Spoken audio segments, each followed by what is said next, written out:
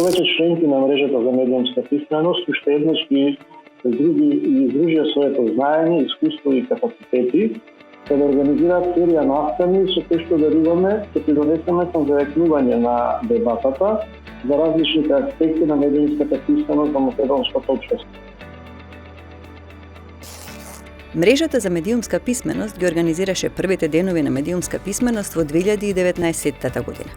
Членките на мрежата имаат толку многу да кажат и да покажат, што имавме настани кои траја речиси 1 месец.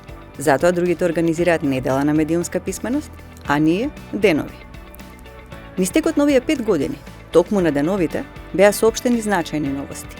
Например, во 2020-та, тогашната министерка за образование и наука ја најави реформата со која медиумската писменост се воведе во образованието. И медиумската писменост е само парче од новата концепција за основно образование. Таа треба да почне да се имплементира 21-22 учебна година, нема да се оди сукцесивно во основно, кој ќе се оди промена на наставна програма, план и материјали од првото од 9-то одделение. Се надевам и верувам дека во наредниот период конечно ќе успееме да го започнеме процесот на системско градење капацитети во рамки на нашиот образовен систем, преку обука на наставниците, создавање наставни материјали, промени во наставната програма и во образовните политики на државата со цел интеграција на медиумската писменост во основното и во средното образование, но и во градинките и високообразовните институции. При тоа, водејќи се од начелото дека воведувањето на медиумска писменост не значи воведување нов предмет во наставните програми, во користење на медиумската писменост како пристап, односно како начин на учење на сите предмети.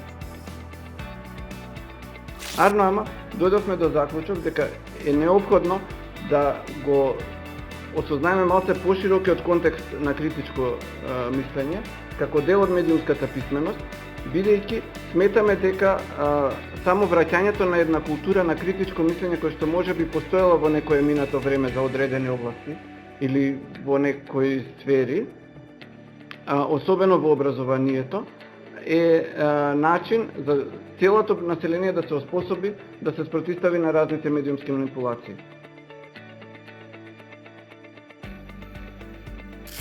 Во 2020 година деновите беа посветени на важноста на проверката на фактите и професионалното новинарство. Значи, на прашањето дали на новинарите во Северна Македонија има потребно градење капацитети за медиумска писменост, скоро половина, односно гледате 49,5%, велат дека потребно е редовно наградување на знаењата и капацитетите на новинарите, а дополнителни 45,5% велат дека е потребно значително да се зајакне медиумската писменост кај новинарите. Новинарите и новинарките во јавниот сервис имале плати од 24.000 до 30.000 денари. Помеѓу нив не може да се забележи родов јаз во плати. Карактеристично за целата медиумска индустрија кај нас е тоа што има многу повеќе новинарки од новинари, дури 170 лица, односно 69 мажи и 101 жена, од вкупно 253 новинари и новинарки во националните телевизии, земале плата пониска од државниот просек на нето плата за декември 2019 година според Државниот завод за статистика, која изнесувала 26.836 денари. Само 24% од новинарите работени во радијата имаат плата над 16.000 денари. Истражувањето на X за навиките на корисниците на социјални мрежи покажа дека младите на возраст од 15 до 24 години во текот на денот поминуваат помеѓу 3 па и повеќе часови онлайн, што споредено со истражувањето од пред 2 години има растечка тенденција. Етичкото и одговорно насување не е само потребно од професионалните медиумски редакции. Потребно од сите оние што пишуваат, се информираат, комуницираат со своите другари, пријатели, роднини преку слободната интерна зона. Facebook, Twitter, Instagram, блогови, се тоа е јавен, еден голем јавен простор, а не паралелен свет каде што се ви е дозволено. Во 2021-та се фокусиравме на децата и на младите. Зошто е важно да се биде информиран? Затоа што информацијата представува најмоćното оружје. Денеска имате војни што се водат преку информација. Сите читатели, особено па во Македонија, се мрзливи купувачи на информации. Што значи тоа? Во Македонија денеска се читаат само наслови на вести. Луѓето не ги ни отвараат вестите. Значи, улогата на медиумите во делот на представувањето на различностите е исто толку важна колку што е важен и фактот да се знае дека токму медиумите се тие кои што во одредени периоди долевале масло на огнот во однос на сваќањето на до зацврстувањето на одредени стереотипи кон заедници, односно групи на граѓани. Некој шоќери че не е ке ми кријуар, да не дуе спајсување, да сигурно е ке ми кријуар дуете да зарегулемте менталитет, че шум примитив. Во соработка со првата детска амбасада во светот Меѓаши и низ консултации со професионалните медиумски и новинарски здруженија, подготвени се препораки во вид на апели до медиумите кои што се подпираат на меѓународните кодекси и релевантни документи во оваа сфера.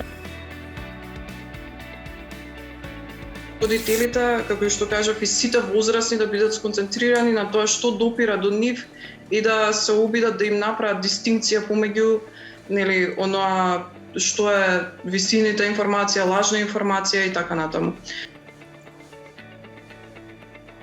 Наративите и играните приказни кај ТВ Сител и ТВ Канал 5 се целосно свртени кон рецидивни општествено вредностни карактеристични за патриархалните општества.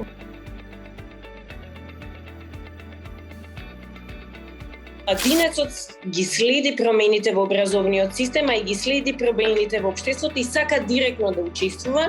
И токму затоа почетните основи кога ја конципираме програмата ни поаѓаат од тоа дека програмата мора да е едукативна и интерактивна.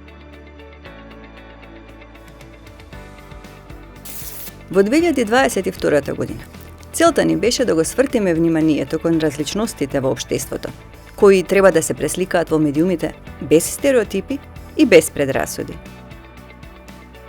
Така доколку лицата со попреченост не се присутни во медиумите и не се видливи, тогаш никогаш нема да направиме чекор понапред. И сите теми треба да си го најдат своето место онаму каде што припаѓаат, а не во специализирани исклучиво емисии кои што се прават за лица со попреченост, а кои што многу често не ги гледа никој друг. Се фокусираме сите заеднички на исполнување на стандардите за веб пристапност и дигитална пристапност. Еве, за иницијатива ќе стоикам, земете за проба како би изгледала едни вести да ги организирате, односно да ги води лице кое што е глуво. За проба. Видите како ќе имате реакција. Немањето информации е најголемиот проблем. Генерално за секој стереотип, за секоја предрасуда, немањето информации тој мислам главната работа. Кога ги имате доволно информации, ќе можете да направите собствено, да имате собствено мислење, а кај нас тоа што ќе го каже и комшијата и пријателот е многу порелевантно од тоа што кога ќе отворите книга или медиум ќе го најдете како точен факт. Она што е особено важно за мене е фактот што медиумската писменост влегува на голема врата во курикулумот на Филолошкиот факултет и со тоа во курикулумот на УКИМ. Она што го опфаќа овој голем проект за медиумска писменост значи воведување на медиумската писменост во основното и во средното образование и тоа треба да го спроведуваат наставниците по мајчин јазик. Како што сите добро знаеме, најголемиот број наставници всушност доаѓаат од Филолошкиот факултет.